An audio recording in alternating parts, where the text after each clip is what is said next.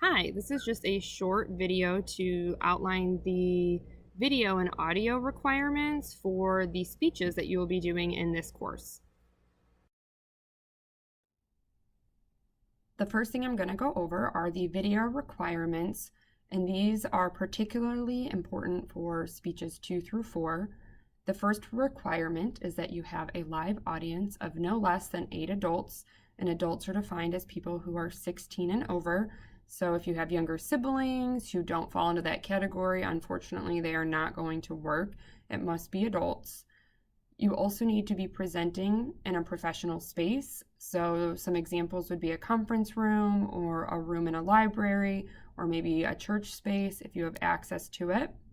You cannot use your home and you cannot use another person's home.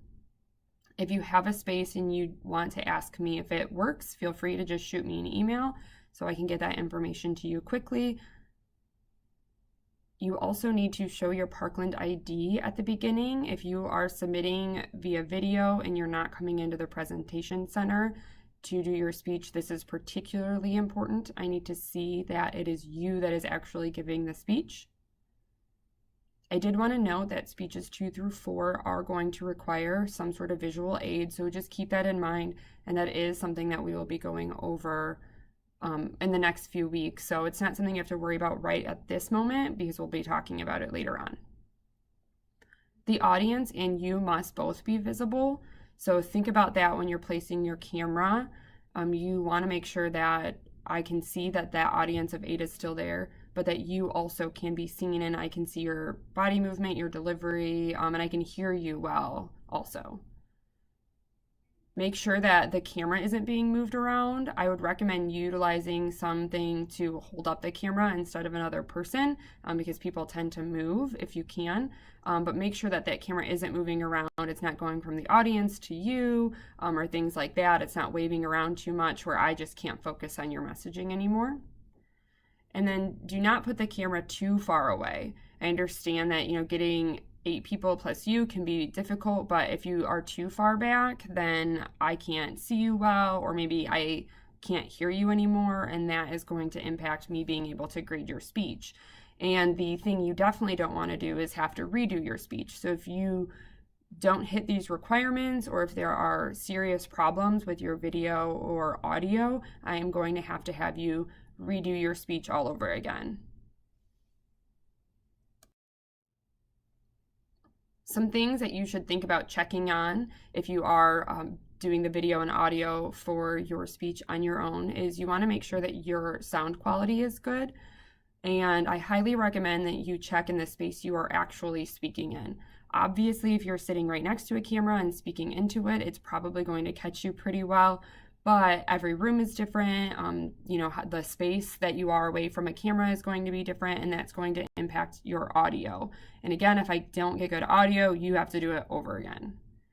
You also want to check the lighting, specifically in the space you are actually speaking in. You want to make sure that there is good, ample lighting and that I can see you and I can grade your delivery, and that, again, you don't have to do this over again.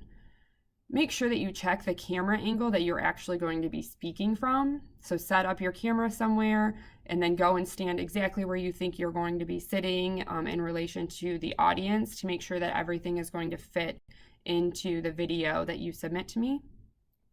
You also want to check on your tripod and camera support. Again, just make sure everything is in working order, that it's going to work for you, that it's going to keep the camera at an angle where I can see you, so that when I'm grading your speech, again, I can see the audience, I can see you, the delivery is good, the sound is good, the lighting is good. Also, something that I have run into problems with personally, make sure you check your battery. You don't want your battery to run out halfway through. It always seems to happen to people who are just absolutely nailing it. So make sure that you have a fully charged battery when you go into this on your video camera or your phone, your iPad, whatever you're using. And then also make sure you have your charger handy and make sure that you are charging it if you need to, between takes or when you're just not using it. And also check the recording device's memory. I have bumped into that when recording these, actually, where my memory was full because I had let one of my kids use my phone, and they had filmed 45 minutes of them making a talk show, and I didn't even realize it. And so I was in the middle of one of these at one point, and it just stopped recording. And again, I felt like I was actually on a roll for once and was doing a pretty good job. So it really messed everything up and made me very frustrated, and I had to start all over again. So make sure that you're checking your memory just so that you know you've got the storage space. The last thing I want to touch on is video number 1.